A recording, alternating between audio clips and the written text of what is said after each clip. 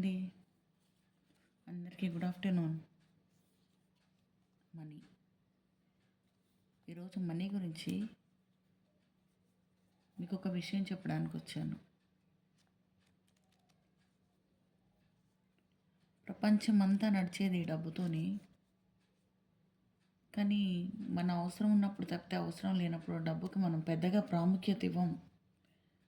మనం ఇల్లు కొనుక్కోవడానికి డబ్బు కావాలి, నగలు కొనుక్కోవడానికి డబ్బు కావాలి, కారు కొనుక్కోవడానికి డబ్బు కావాలి, లగ్జరీ లైఫ్ లీడ్ చేయాలన్నా కూడా మనకి డబ్బు కావాలి. డబ్బు లేకపోతే ఏ పని అవ్వదు. ఓకే, ఈ డబ్బుకు ఇది శ్రావణ మాసం, లక్ష్మీదేవికి చాలా ప్రియమైన మాసం. అందుకని మీ అందరికీ ఉపయోగకరంగా ఉండాలని చెప్పేసి ఈరోజు మీకోసం ఒక వీడియో చేస్తున్నాను. ఇది నేను సృష్టించింది కాదు, మన పెద్దవాళ్ళు వాళ్ళందరూ ఎంతో కష్టపడి ఎన్నో విషయాలు తెలుసుకుని మనకు అందజేశారు. ఆ విషయాలు అందరికీ తెలియదు. అందుకని మన పూజా విధానంలో కానీ మనం కానీ ఎలా ఉండాలి, ఏం చేయాలి, అసలు డబ్బులు మన చేతిలో నిలబడాలంటే ఏం చేయాలి, దాని గురించి ఒక వీడియో చేయడానికి వచ్చాను. ప్రతిరోజు లక్ష్మీదేవికి శ్రావణ మాసంలో చాలామంది నీసు తినరు. ప్రతిరోజు లక్ష్మీదేవికి పూజ చేస్తూ ఉంటారు కదా. చేసేటప్పుడు ఏం చేస్తారంటే, ఆవిడకి చాలా ఇష్టమైంది పచ్చకర్పూరం అండి. ఇలా పచ్చకర్పూరము ఒక గిన్నెలో నీళ్ళు తీసుకుని చిటికెడు పచ్చకర్పూరం వేసి ఆవిడ ముందు పెట్టండి. అందులో ఒక పుష్పాన్ని వేయండి. తర్వాత పాలు నైవేద్యంగా పెట్టండి. మామూలుగా పూజ చేసుకోండి, మీకు ఎలా తోస్తే అలా చేసుకోండి. ఈ ఒక్క చిన్న పని చేస్తే చాలండి. ఆర్థికంగా మీ ఇంట్లో ఎలాంటి ఇబ్బందులు ఉన్నప్పటికీ కూడా అన్నీ అసలు మెల్లమెల్లగా అన్నీ సర్దుబాటు అయిపోతాయి. అసలు డబ్బు ఇలా వస్తుందన్నమాట. అమ్మవారి అనుగ్రహంతో ఇలా ఇలా పరిగెట్టుకుంటూ వస్తుంది. అది ఇంకొకటి ఏంటంటే, మీరు మంగళవారం రోజు, శుక్రవారం రోజు ఎవ్వరికీ డబ్బులు ఇవ్వకండి. డబ్బులు ఇచ్చేటప్పుడు కూడా ఎప్పుడైనా మనం ఇవ్వాల్సి వస్తే చాలామందికి చీకటి పడిన తర్వాత ఇవ్వకూడదు అని అనుకుంటారు. అదొక్కటే తెలుసు. కానీ ఇలా ఇవ్వకూడదని మీకు తెలుసా? ఇలా ఇలా ఇవ్వకూడదు. ఎవరికైనా ఇచ్చేటప్పుడు ఇలా ఇస్తాం, ఇలా ఇవ్వకూడదు. ఇలా ఇవ్వాలి, ఇలా ఇవ్వాలి. డబ్బులు ఇస్తే మన డబ్బు ఎక్కడికి పోతే తిరిగి మళ్ళీ మన దగ్గరకు వస్తుంది. ఎప్పుడు కూడా మన ఇల్లు శుభ్రంగా ఉండాలి. మన మనసు, మన ఆలోచనలు శుభ్రంగా ఉండాలి. అంటే క్లీన్గా, ఎలాంటి కల్మషం లేకుండా ఉన్న ఇంట్లో డబ్బుకి ఎప్పుడూ కొదవ ఉండదు. ఏదో అప్పుడు పూర్తిగా మన అవసరానికి ఎవరి దగ్గర తెచ్చుకున్నాం, రోజు గడిచిపోయిందని అనుకుంటాం. కానీ అలాంటి వాడి దగ్గర అసలు డబ్బులు ఆగనే ఆగో, ఏదో ఒక రూపంగా వెళ్ళిపోతుంది. ఒక లక్ష్మి అంటే డబ్బు ఒకటే కాదండి, ఆరోగ్యము, మన ఇల్లు, మన వాకిలి, మన పిల్లలు, వాళ్ళ ఎదుగుదల, ఇంట్లో అంటే పాడి పంట, బంగారం, ఇవన్నీ అండి, ఇవన్నీ లక్ష్మి. ఇవన్నీ లక్ష్మి. మనకు తెలియక డబ్బు ఒక్కటే లక్ష్మి అనుకుంటాం. మనం ప్రతి ఒక్కదాన్ని కాపాడుకోవాలి. ఇప్పుడు ఆరోగ్యాన్ని కరెక్ట్గా కాపాడుకోకుండా హాస్పిటల్కి వెళ్తే ఏమవుతుందండి? డబ్బు ఖర్చు అయిపోతుంది. అంటే లక్ష్మీదేవి వెళ్ళిపోయినట్టే కదా.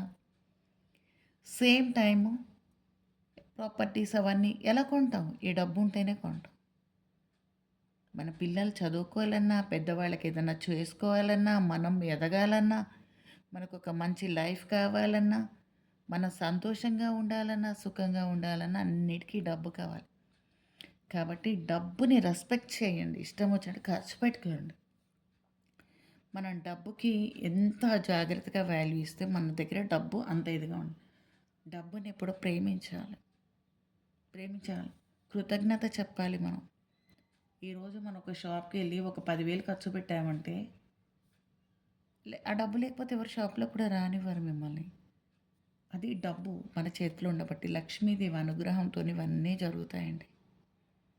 అందుకని ఎప్పుడూ కూడా రూపాయిని నిర్లక్ష్యంగా చూడకండి. అనవసర విషయాల ఖర్చు పెట్టకండి. దానం ధర్మం చేయడంలో తప్పు లేదు, కానీ తనకు మించి చేయకూడదు.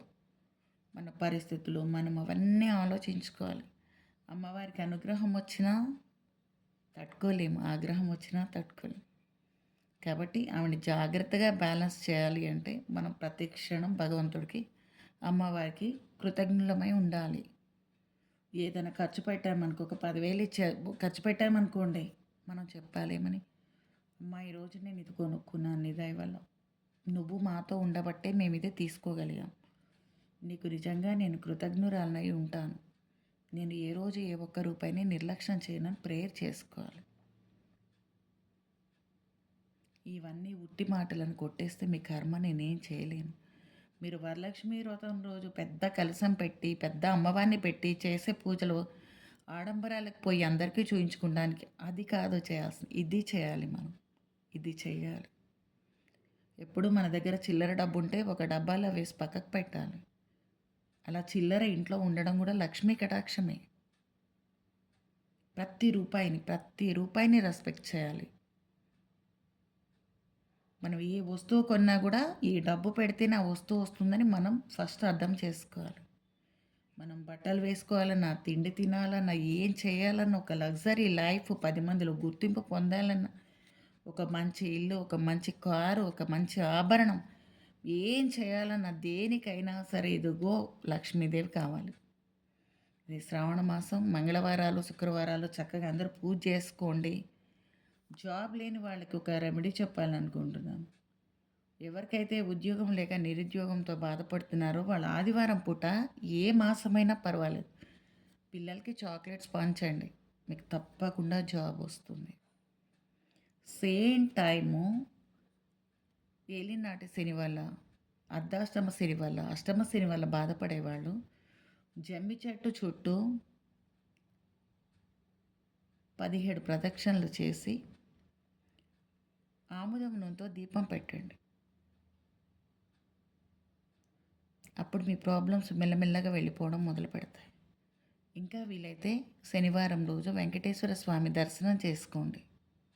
అద్భుతంగా ఉంటుంది. ఎవరికైనా ఏదైనా ప్రాబ్లం ఉంటే నాకు మెసేజ్ చేయండి, నేను తప్పకుండా రిప్లై ఇస్తాను. థ్యాంక్ యూ సో మచ్ అందరికీ. God bless you. మీరు ఈ డబ్బు విషయంలో జాగ్రత్తలు తీసుకుంటే డబ్బు మిమ్మల్ని వదిలి ఎక్కడికి వెళ్ళదు లక్ష్మీదేవి. ఓకే ఫ్రెండ్స్, ఉంటా మరి. బాయ్. ఒకసారి మీ అందరి కోసం నేను ప్రేయర్ చేస్తాను.